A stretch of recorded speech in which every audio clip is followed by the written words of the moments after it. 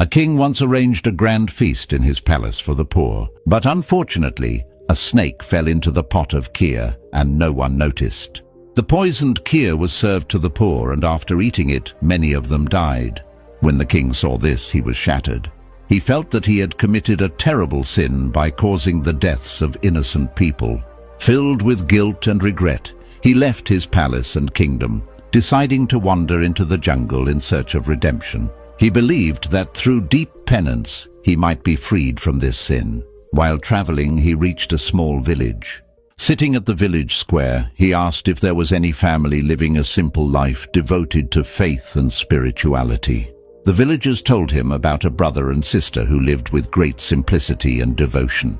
The king went and stayed at their house. The next morning, the king noticed something unusual. The girl, who usually woke up early to do household chores and prepare breakfast, was still sitting in deep meditation. She remained like that for a long time. When she finally opened her eyes, her brother said, "Sister, you woke up late today. We have a guest at home. We needed to serve him breakfast early." The girl calmly replied, "Brother, in the court of Dharmaraj above, a very complicated case was being discussed. I was focused on that, so I got delayed." Curious, the brother asked, "What kind of case?" She said, "A king had arranged food for the poor, but unfortunately, a snake fell into the kheer. The poor ate it and died.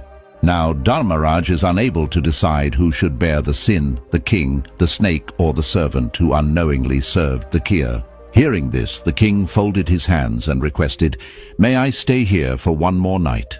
The siblings agreed. Meanwhile, in the village square, people spent the whole day gossiping.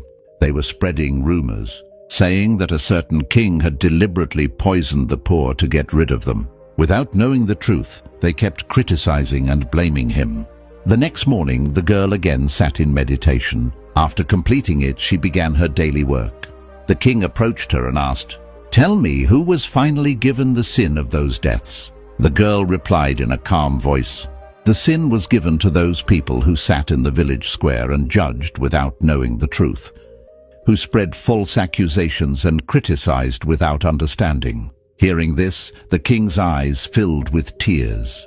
He finally understood that the sin was not his. Remember this in life. A person who keeps counting and judging the sins of others often ends up carrying the greatest sin upon themselves.